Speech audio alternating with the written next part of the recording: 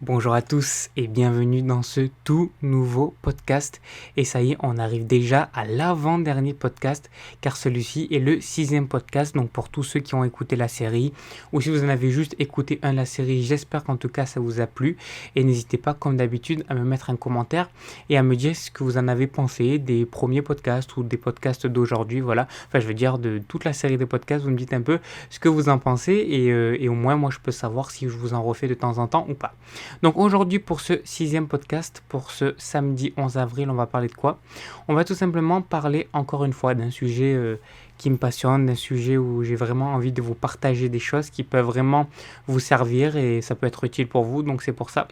Aujourd'hui, ma réflexion, elle était portée sur un sujet en particulier qui est tout simplement de comment transformer une faiblesse en force. Ou plus précisément, comment trouver la solution à un problème mais un problème vraiment très gros où on pense qu'il n'y a aucune solution. Et en fait, c'est en rapport justement avec ce que je disais qui était tout simplement de transformer une faiblesse en force.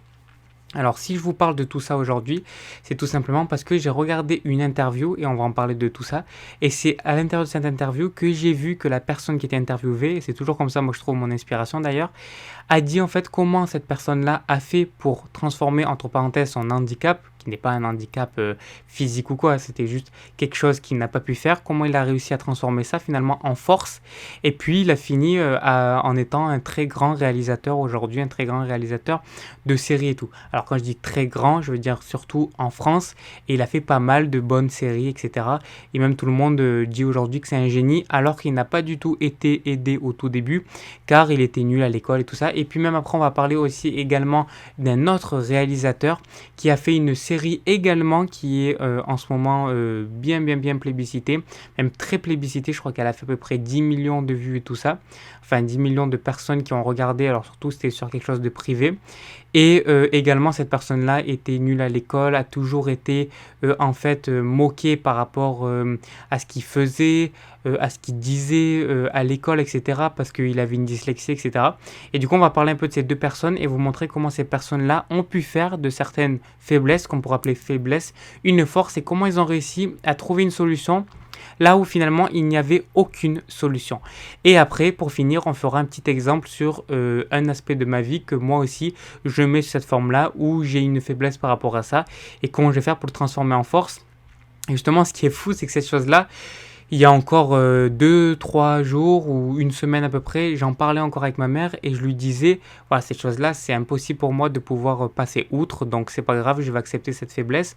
Et en fait, ben, des fois, on peut toujours, c'est même pas des fois, c'est qu'on peut toujours trouver des solutions à tous nos problèmes, mais il faut juste en fait essayer de changer de regard et pas toujours regarder dans la même direction. Et c'est justement en changeant de regard qu'on arrive finalement à trouver les bonnes solutions. Alors maintenant que je vous ai teasé tout ça, on va pouvoir commencer. Alors en fait, l'interview que j'ai regardée, c'était l'interview de Navo. Alors, je ne sais pas si vous connaissez cette personne. Navo aussi, il s'appelle Bruno. Enfin, il s'appelle aussi Navo, c'est son nom de scène, on va dire. Son nom d'artiste. Et puis, son prénom, c'est Bruno. Je crois que son nom de famille, c'est Machio, un truc comme ça. Et en fait, Navo, lui, c'est une personne qui a réalisé notamment des mini-séries. Et notamment la série Bref, que vous devez connaître. C'est une série qui a été diffusée, je crois que c'était en 2012 sur Canal+, avec Kian Kojandi, avec plein de personnes qui jouent dans cette série et tout ça. Il y a Baptiste Le Caplin, Bérangère Krief, voilà, il y a vraiment pas mal de monde sur cette série. Et justement, cette série avait été diffusée sur Canal+, en 2012. Et puis également, ce qu'il a également réalisé, c'était une autre série que vous connaissez, je pense sûrement, c'est la série Bloqué, avec Orelsan et Gringe. Et également, dedans, il y a encore Kian qui est en tant que co-réal avec Navo, et puis il est encore sur plein d'autres projets, mais en tout cas voilà, on peut dire que c'est vraiment quelqu'un qui a fait émerger pas mal de séries sur le monde de la télé, mais également sur le monde d'internet, car il a commencé en tout premier sur internet et même il a commencé sur Dailymotion. Et justement, donc cette interview qui est super intéressante, et d'ailleurs je vous laisse le lien en description pour que vous puissiez aller la voir. Cette interview a été réalisée par Guillaume, alors comment il s'appelle, Guillaume Desjardins, je crois que c'est. Bon, désolé si j'écorche son nom, mais voilà. Et en tout cas, c'est celui qui est notamment réalisateur des Parasites. Il a une chaîne YouTube que moi je suis depuis hyper longtemps, c'est Rouge Vert Bleu. Enfin, il fait plein de trucs dans l'audiovisuel. Il a réalisé des courts-métrages pour Ludovic. Il a réalisé même des courts-métrages pour Cyprien. Bon, il a fait pas mal de choses vraiment dans le monde de YouTube. Lui aussi, il est très très très présent. C'est aussi un génie, mais fou quoi, avec tout ce qu'il fait. Il a même aussi au tout début réalisé Coco Voite. Donc voilà, il a fait vraiment énormément de choses. Et notamment aussi réalisé une série qui est sur Canal+, et qui s'appelle, alors comment ça s'appelle, L'Effondrement, voilà. L'Effondrement, cette série, mais je vous la conseille, mais à tous, elle est vraiment géniale. Et justement, en plus, aujourd'hui, dans la phase qu'on traverse avec l'épidémie et tout ça, eh ben là, vraiment, ça nous montre un peu qu'est-ce que ça pourrait être le monde de demain. Et finalement, ça nous montre un petit peu ça. Donc vraiment, si vous voulez voir une série d'actualité, si je puis dire, allez voir vraiment L'Effondrement. C'est vraiment une super série. Et puis dedans, en plus, il y a plein d'acteurs que vous connaîtrez si vous regardez souvent Coco Voite, si vous avez déjà regardé Coco Voite. Moi qui adore cette mini-série, eh ben là vous allez être servi car il y a plein d'acteurs à l'intérieur qui sont dans Coco Voite et c'est un peu toute la team Parasite et Bim et tout ça. Donc je vous conseille vraiment énormément cette série, elle est disponible sur Canal+, donc si vous avez un compte Canal. Ou non, je crois que c'est tout. Ouais, et non, et aussi sur la chaîne YouTube des Parasites, mais je crois que vous avez que 2-3 épisodes, donc voilà. Et du coup, donc c'est Guillaume qui faisait l'interview justement à Navo. Et du coup, il lui posait simplement des questions sur sa carrière, etc. Alors juste, je voulais vérifier pour pas te dire une bêtise. Alors Bruno, c'est Bruno Muchot qui s'appelle. Voilà, je sais pas ce que j'ai dit tout à l'heure, j'ai dit une grosse bêtise. Et pour ce qui est de Guillaume, j'ai pas trouvé, mais voilà, je voulais regarder en même temps pour essayer de pas vous dire trop de bêtises, mais là j'ai pas vraiment trouvé. Bon, et du coup, bon, le temps que je cherche, je vais essayer, on va dire, de meubler. Voilà, je vous mets de toute façon tous les liens en description si vous voulez aller voir, donc je vais continuer. Hop là, désolé si vous avez entendu le bruit. Ah ben voilà, là en ce moment ils sont à l'épisode 6. Vous pouvez retrouver l'épisode 6 sur la chaîne YouTube des Parasites si vous voulez aller voir la série L'Effondrement. Bref, du coup voilà, et donc Guillaume il fait l'interview avec Bruno, donc avec Navo. Il lui pose plein de questions et tout, et au bout d'un moment il arrive à ton parcours. Et dans le parcours il lui explique, Navo il lui dit, voilà, moi j'ai arrêté l'école très jeune, j'ai arrêté l'école en 3e à 16 ans, et je savais pas du tout ce que j'allais faire. Et justement quand on arrête l'école et qu'on n'a aucune formation, on sait jamais ce qu'on va faire. Puis du coup après il a travaillé un peu avec son père, bon ça je vous laisse aller voir. Et du coup, après ce qu'il dit, c'est qu'il a eu aucune formation. Et il faut savoir que lui, il est auteur-réalisateur. Donc, c'est-à-dire qu'il est scénariste et en plus de ça, il réalise ses propres séries. Donc, du coup, il a dit qu'il faisait de l'écriture. Il a même un groupe de rap avec un ami à lui, etc. Donc, ils ont fait plein de choses. Et il n'a jamais pris aucune formation. Il n'a jamais été formé. Et pour vous dire une anecdote qui raconte, c'est qu'il est arrivé sur le tournage de Bref, il y avait toute l'équipe, les chefs op, etc. qui étaient sur le tournage, sur le setup et tout ça. Il arrive avec Yann et lui, il n'avait jamais réalisé aucun film, aucune série, où il en avait réalisé déjà une avec un ami à lui et je sais plus comment il s'appelle, et justement cette série qui était sur Dailymotion. Et ils ont réalisé cette série ensemble, ils l'ont fait ensemble, c'est lui qui l'a réalisé et qui l'a coécrit avec son ami. Et du coup, c'était sa première série qu'il réalisait, mais il n'avait pas le jargon, il n'avait pas toutes ces choses-là, il ne connaissait pas vraiment, il a réalisé une seule série pour Internet, et ils étaient que 2 dans la série, donc forcément que c'était rien de très professionnel. Donc le jour où il est arrivé sur le plateau, il a dit, bon, je vous préviens, donc déjà honnêteté et franchise à 100%, je vais rien comprendre à ce que vous allez me dire, car je ne connais pas ce monde-là, mais je vous promets de faire l'effort, d'écouter et de comprendre tout ce que vous allez me dire. Et de là, ils lui ont dit des mots, et lui, dans sa tête, il répétait, etc. Sauf que normalement, un réalisateur doit savoir et doit connaître toutes ces choses-là. Vous êtes obligé, si vous êtes réalisateur, de connaître tous les mots un petit peu du jargon pour dire, toi, tu vas te mettre à droite, toi, tu vas te mettre à gauche, la caméra, je veux l'ouverture comme ça, etc., etc. Lui, il connaissait rien. Donc, les détails techniques qu'il donnait, c'était des détails d'enfant. En gros, tu me rajoutes un petit peu de lumière, tu me baisses un petit peu le contraste, tu me rajoutes un petit peu ci, un petit peu là. En fait, des mots qui n'étaient pas vraiment professionnels. Et puis après, c'est justement les chefs op et tous les techniciens qui étaient sur le tournage qui réussissaient à le comprendre, lui dire, ah oui, c'est ça qu'il veut, ça qu'il veut, ça qu'il veut. Et ça ne l'a pas découragé pour autant, et il a quand même pu réaliser une des plus grosses mini-séries, d'après moi, de ces 10 dernières années. une des plus connues en tout cas de ces 10 dernières années. Donc c'est pour dire que en fait, même quand vous avez aucune formation, même quand vous n'avez pas de compétences comme ça, si vous avez juste envie, que vous adorez faire ça, alors vous pouvez le faire. Vous imaginez, lui, il avait rien, juste il kiffait faire ça, et kiffait écrire, et kiffait réaliser, il savait pas le faire, il n'était pas dans le monde professionnel, mais il a réussi à le faire. Donc moi je trouve ça complètement dingue, et en plus c'est pas quelque chose qui allait sur internet, c'est quelque chose qui allait sur Canal+, donc c'est vraiment une grande envergure. Et justement grâce à ça après il a pu réaliser toutes les autres séries, les trucs et tout, et être qui il est aujourd'hui. Donc c'est pour vous dire que même des fois vous pouvez avoir arrêté l'école, vous pouvez avoir aucun diplôme, vous pouvez vous sentir nul, que tout le monde vous a toujours rabaissé, vous dites que vous êtes une merde, que vous avez même un handicap mental, physique, ce que vous voulez, vous pouvez toujours, mais toujours réussir.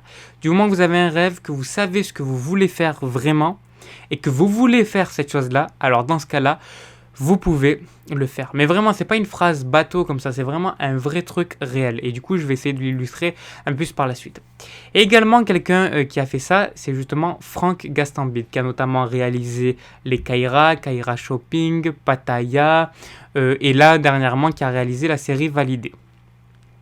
Et du coup, justement, ce qu'il disait alors ça, c'est un documentaire, justement, que vous pouvez retrouver également sur Canal+. Donc ça, vous pouvez aller directement, si vous êtes abonné Canal+, en même temps, regarder l'effondrement.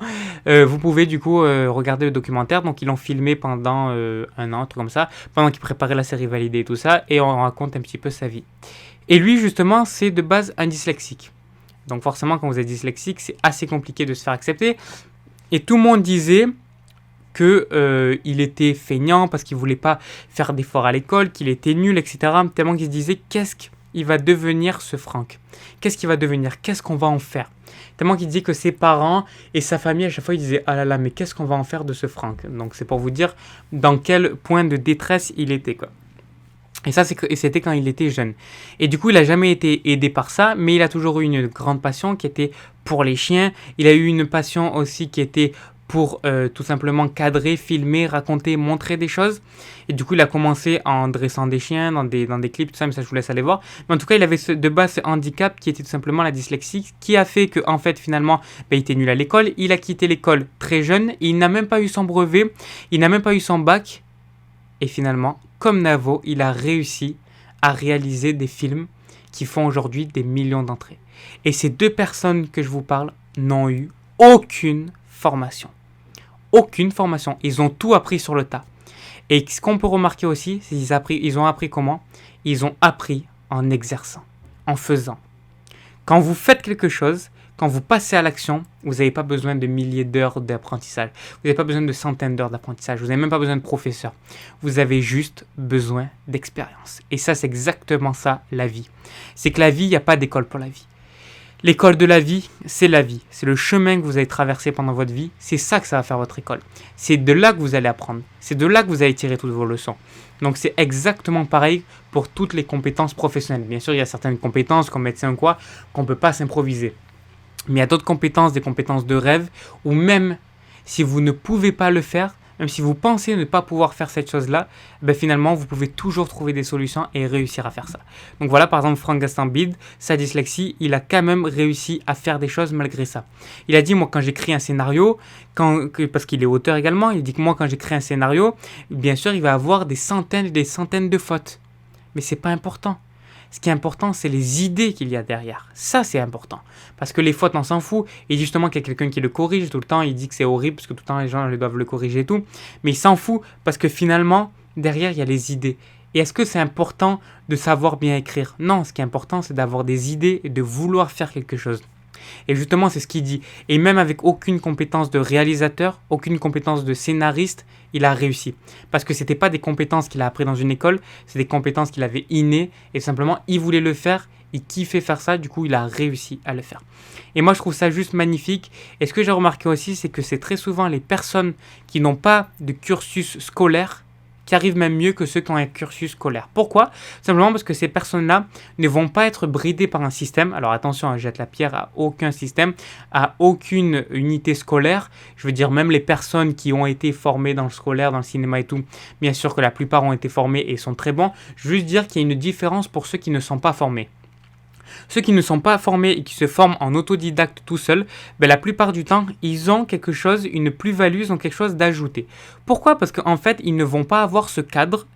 Et du coup, puisqu'ils n'ont pas ce cadre, ils vont pouvoir très rapidement en sortir, mais naturellement. C'est-à-dire que quand vous n'êtes pas bridé dans un certain système, quand vous savez pas ce qu'il faut faire, vous le faites comme vous le voyez. Et quand vous le faites comme vous le voyez, alors dans ce cas-là, ce qui se passe, c'est que vraiment votre créativité va encore plus s'exprimer et vous allez oser plus de choses. Et vous allez oser des choses justement plus osées. Des choses que des personnes qui sont justement dans ce cursus normal n'oseraient pas. Parce que justement, ils vont pas vouloir casser les codes. Et quand justement vous n'avez pas reçu ces codes-là, vous pouvez les casser facilement parce que vous les connaissez pas. Et du coup, vous allez plus facilement réussir à créer, désolé, vous allez plus facilement réussir à créer justement des choses un petit peu hors du commun. Car vous n'avez pas tous ces codes-là, vous n'avez pas toutes ces choses que ces personnes ont appris. Et du coup, ça va être plus facile pour vous de faire ces choses-là. Donc c'est pour ça que ces personnes-là, la plupart du temps, c'est même des plus gros génies que les autres, on va dire, et qui rajoutent quelque chose en plus, parce qu'en fait, ces personnes-là n'ont pas appris ces choses-là. Ils n'ont pas eu ce cursus classique.